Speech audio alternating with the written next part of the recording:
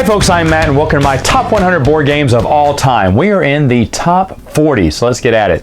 At number 40 is the dungeon crawl game Descent. Descent, you are wizards, warlocks, elves, dwarves, all sorts of heroes. And basically it's your average dungeon crawl. You're just going through there, going through the tiles, playing cards, rolling dice, and hopefully completing missions. This is a game that I've had on my list for a long time. In fact, when it first was on the list, it was number 6. It was in my top 10 because I loved it so much. Then it dropped to number 12, just outside the top 10. Then it went down to 32 because we didn't play it as of that moment when I did my top 100. And now it moves down another 8. But we have played it. In fact, we played it a whole lot. There's a lot of new games ahead of it, and it's really held its own for the most part. And we have been playing through, I thought for a while that my nephews would have been tired of Descent. I think it was last Christmas. They kind of got bored and said, and they went back playing with their new Christmas toys. I can understand that, of course. But this year I wasn't expecting them to like Descent that much. And they said, hey, we haven't played Descent in a while. So now we're playing it like, man, madmen here. I actually introduced this to my board game group too. They loved it as well. And it's the first time I've ever played it with them. I've usually just played it with my nephews. But we made it through a mini adventure and one full adventure, and right now we're in the middle of getting through another big adventure, and we'll almost be halfway through with all the quests after this. I mean, this is a dungeon crawl that I have all the expansions to, and I got in the game late. So we are slowly making our way through all of the adventures. But to be honest, I've had a lot of fun. I'm glad my nephews still love this game. I'm glad my gaming group loves this game. And so is there a chance for it to go up? Oh yes, as we continue to play this, maybe so. But Descent is it's your classic, dungeon crawl game. I don't have many dungeon crawl games in my collection because it takes a while to play through all the adventures, but Descent, fantastic. And now we're going to get on to a string of new games in my collection. The first one is called derstadt, I think. Basically it's been repackaged as a Viking game Javork. And what you're doing is basically it's a bidding game, but you're lining up your people to the cards that you want to bid on, and however many people are in line, that's how much the card costs. Now the first person in line can buy that card, but if there's 3 people behind them, that's going to cost 3 coin. Money, I say this in a lot of games, but money is super tight in this game. So maybe they don't want to spend 3 coin on it, so they leave. Well, then the next player's up and he's got 2 people behind him, so it costs him 2 coin. Will he get it, or will he give it to the next person behind him, which costs only 1 coin? So it's almost a little bit of a Dutch auction too. And you're doing that for all. And sometimes you're just placing people behind. You're doing that for all the rows here, but sometimes you're placing people behind other people just so you can run up the cost on them. You have no intention of buying it at all. I love that type of game. In fact, I think it's how many people are in line now that I think about it. But it is a fun, easy game. I know the repackage has to do with Vikings, but it's essentially the same game. Man, it is so much fun. I think the reason this isn't ranked higher, maybe, this is Stefan Feld, by the way, too. It's not ranked higher because I don't think I played it enough. I played it enough to do the review, and then it kind of said, well, I played it a few other times after my review, but I need to get back around to playing it some more because great game. If you like Stefan Feld, then it's called Javork or something, Javik or whatever, for Vikings. That's much cheaper. Don't get this version. It's very expensive. Number 38 is another new game, one that I backed on Kickstarter for the reprint of Forenza. And Forenza, you are building towers of different colors to get different victory points to achieve certain goals in the game. It's got a great card selection here because you're selecting a card, but you're getting all the towers on top of that. If you don't want that tower, you want to skip to the next card, you got to place a colored tower on top of that one, making that number 1 card more and more appealing to someone because it has a lot of bricks on it. This one has the Joker bricks mini expansion, I guess. It's just some wild card bricks, not really that big of a deal. But I do enjoy the game. It was everything. I've always wanted this game, but it would cost way too much secondhand. I was like, I'm not going to pay for all that. And then I found it, that they were doing a Kickstarter on it. I said, yes, excellent. Got the game. I've been playing it. I love it. It's very simple, very easy. It flows very well. My gaming group really enjoys this game, and this is one that I think the nephews would love too, even though I haven't played it with them yet. This is a new game, and it did make my top 40, but to be honest, I think it deserves to be there, even though I haven't played it as much as maybe some of the others. I played it a lot when I got it, and then the new wave next wave of games came in and I had to shelve it. But I think this is where it belongs because, man, such a smooth playing game. And now you can get it for a decent price online. It's still in print. And I'm glad it's in print because a lot of people, just like me, have been wondering to get this game but don't want to pay that, out of print cost. So now you don't have to. At number 37 is Valparaiso. Whew, Valparaiso. You're basically shuffling a deck of cards. You're putting out cards as actions that you're going to do in the game, 1 through 4. You may want to do extra actions, pay some extra money. The cool thing about this is it stops from analysis paralysis, kind of like Robo Rally. Once the first person is done, they can flip over a timer and everyone has to finish. I love that. But you're moving around the city, taking certain actions. After you take an action as city, there are these little tiles and they shift around, and basically it's a little mechanism. They shift toward a middle section that divides and brings the next one out to the next town that needs it. So it's not the same tiles being activated in the same towns. Those tiles go to all different towns. I really like this. There's also a spot where you can add more powerful cards into your hand to have more powerful actions as well. This is a game that I got it before it came to the U.S. and I was super impressed by it. I had loved the game. And then I saw Tom Vasel's, review on it where he reviewed a bunch of games that he thought were meh. And he called this meh. And I was like, meh? I think it's a fantastic game. For me, I think it's awesome. But because of that, or maybe to other people it is meh, but to me it is meh. I love it. It's not meh, it's A. There you go. But it is a fun game. The gaming group I have, we played it a couple of times. This is another one that I played, just like Forenza. I played it to make my review and then moved on. But I know I love this game. And even after Vasel's review, I was like, I just don't agree with that. I didn't feel that it was meh. We were all enjoying it. I even asked them afterwards. I went, hey, was it just me or did y'all enjoy Valparaiso too? And they said, which one was that? And I told them, they said, oh yeah, that was the best game of the night. So I don't know who you want to listen to here. You can watch my review on it and see what you think, but I think it's a great game. Number 36 is Valletta, another new game in my collection. In Valletta, you are gathering resources to buy buildings, to upgrade those buildings, to get victory points. There is what's his name? Jean-Baptiste or whatever. I can't remember the little purple dude. He's moving down the track, and if he hits the end, that's the end of the game. But what's cool is if you buy buildings wherever he's at, there's 5 rows and there's 5 sections on the score track. If you're wherever he's at, it's going to add extra bonus points to whatever building you're getting. And to be honest, it does make a difference. You watch where he's going because you're like, I really want this building, but I get more points if I go here right now. So I'm going to go here right now.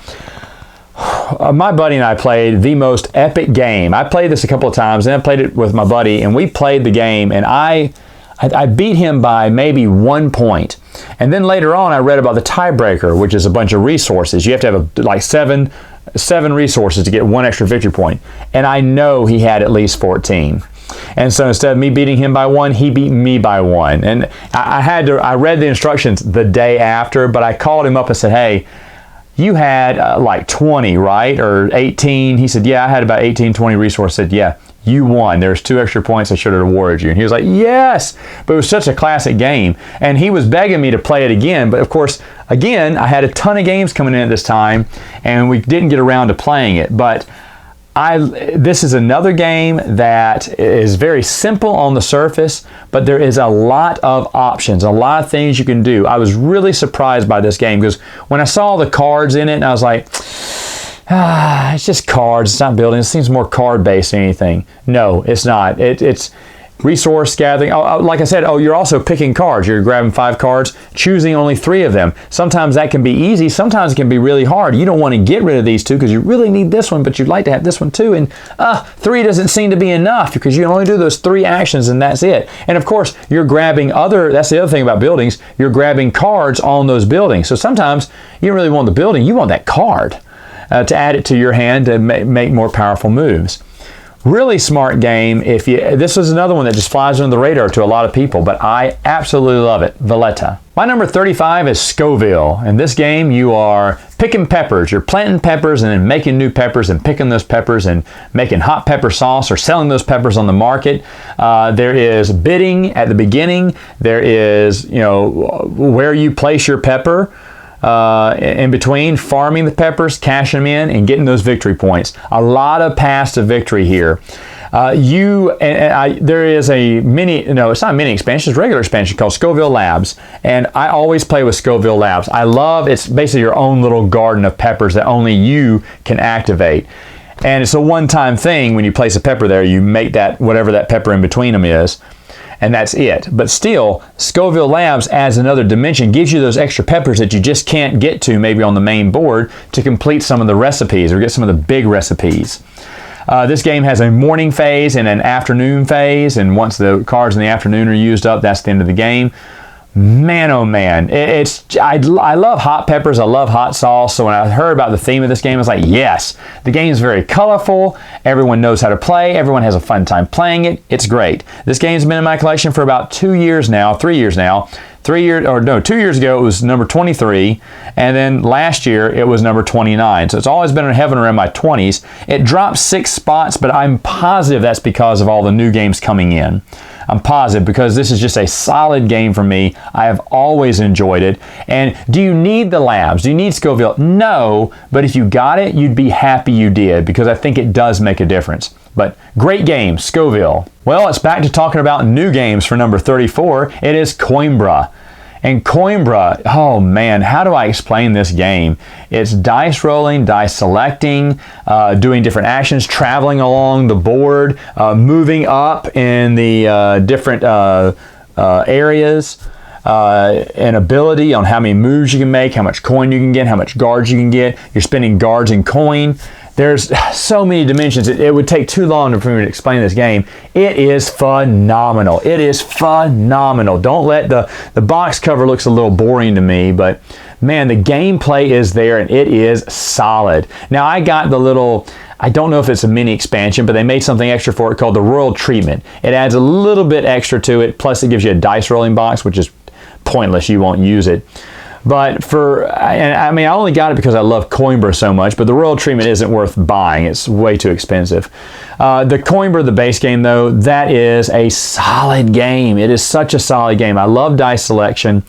You are actually locking those die into little dice holders, which is really cool.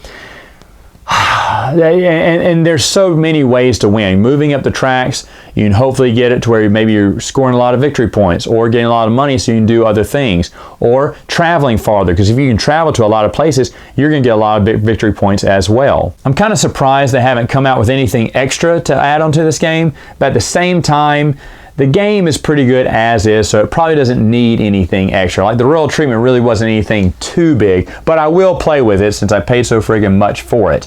But Coimbra, awesome game. Also, I need to play this more. In fact, this is a game that if I probably played a little bit more, I know for sure it would have been ranked higher, I think. At number 33 is Tobago. Ooh, Tobago is a great game. You're basically playing cards and trying to determine where these treasures are at. Now, how you're doing that is each card you play must narrow down the search for that treasure. So if you say it's in a forest, I can't put down a card that says it's also in the mountains. No. You have to say, okay, what type of forest or what type of mountains or what is it by a river or by the ocean side? And as you're slowly playing these cards, you're eliminating the choices on the board. And the choices are, when there gets to be a handful of them, you put cubes out to where the choices could be. Now, eventually, someone's going to pinpoint exactly where the treasure is. Then it's a race. You have these wonderful pre-painted Jeeps that you're trying to race on the island to get there first, of course, because you want to get the treasure. But each time you have played a card that led people to that treasure, you're putting your little marker on it because everyone's going to get those cards equal to the markers, including the guy that found it. Whoever found it, he puts his marker on the first spot. And then in that order, from the first person that found it to the last person to leave a clue, and then so on and so forth, you're going to shuffle the deck. You know a few of those cards. Let's say I donated 2 cards to find out where the map was, and I found the treasure. So I would look at 3 cards. Some other person, they played 2. They'd look at 2 cards. One person, they just played 1. They're looking at 1 card. So we shuffle all these cards together, but add a mystery card into the deck as well. And then we pick up from that short deck, and since I found it, I'm the first to say, do I want it, no, or pass it down? And it's risk reward because there is curse cards. If you get a curse card, you can't pass on it. You'll be cursed. Sometimes you pass up on something, that was decent because there's a better card in there, but you didn't get around to it in time, or you got cursed during it. or someone up ahead got that card from you. You're like, no. And then it has ambulance in it, but I'm getting too descriptive in it. The board game looks beautiful. The pieces are excellent. The board is modular. It's split into 3 different ways. You can flip it up, flip them upside down. So the map will always be different. You have a million choices on how you want the map to be. This was the only, I think his name was Bruce Allen. This was the only game he ever designed, and that is a shame because this is a fantastic game. I wish he would have designed more. Tobago is a little bit expensive on the secondary market, but to me, I think it's worth it because it's just a really fun game, really solid game. Love it. That's why it's number 33.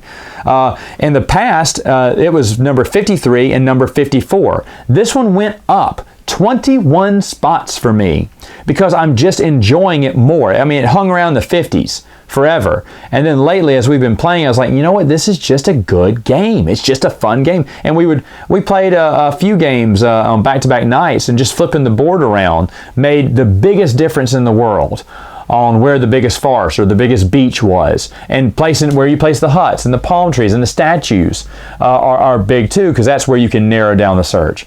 Man, I love this game. Tobago, number 33. Number 32 is the last UA Rosenberg I'm going to mention on this list, and it's not one that's popular, Mercator. In Mercator, you are basically making trades, moving around the world, gathering resources, and trying to complete contracts.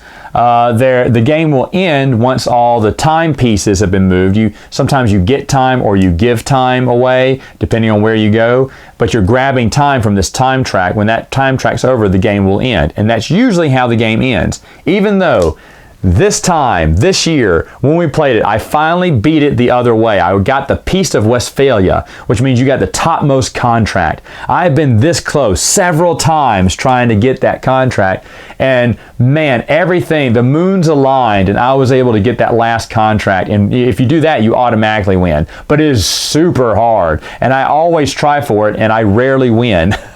Because you should be getting other points different ways, but I try every time to get that end contract, and finally I won that way. Oh, so happy. It's just a bunch of cubes on a table when you look at it, but to be honest, there is a lot of gameplay here. Now, I have played some of the popular UE Rosenberg games. Don't worry, I've played your Agricola, and I've looked at Feast to Odin. I haven't played that one. I guess I haven't played all of them. But I don't like any of his games except for these two, At the Gates of Loyang and Mercator. And Mercator actually rose up too. It was number 52 on my list, and I shot that sucker up 20 spots as well because I just love it. Of course, I won, when I won that one way, of course, probably that experience moved it up too. But at the same time, this is a very solid game. I don't hear any fans talking about it because if they're going to mention UE Rosenberg, they're going to talk about Caverna. Feast for Odin now is the big thing. But for me, Mercator is the best game from his collection. And finally, at number 31 is Coal Baron. Coal Baron is slightly worker placement, but you're bidding in an amount of workers, and you want to bid a lot because you can always be outbid. When you're outbid, you lose those extra workers. So everyone has a finite set of workers they're working with, and you're trying to get spots with the lowest workers available. And it's good to seed your players out, but of course at the same, just put a little bit at a time. But then I've seen that backfire when you don't have enough to really get the thing you really wanted. And there's tons of things. You're getting coal, you're getting contracts, you're bidding for action moves, you're bidding for money, you're bidding for how you deliver certain contracts. The game is immense. Plus your own little player board has that cool little slide that you can slide up and down while you're loading up coal. And the game is so much fun. The first round, you're hardly scoring points. Second round, you're scoring a little bit points. And the third round, somehow you make it around the board. You're like, there's no way we're going to get even halfway through the board after the second round. Look how many points. We're not scoring anything. But the game really ramps up in the third round because you've just got way more, and you're counting more points as the game goes on. I know they came up with a card game. I don't care about the card game. The board game is where it's at. Now, this has been on my list for 2 years. It started at number 31, moved down to number 33, and now it's back up to again at number 31. So obviously I have this right at where it's supposed to be. It's too bad it can't get in the top 30. Hey, what is in the top 30? I don't know. You have to come back next time and find out. See you then.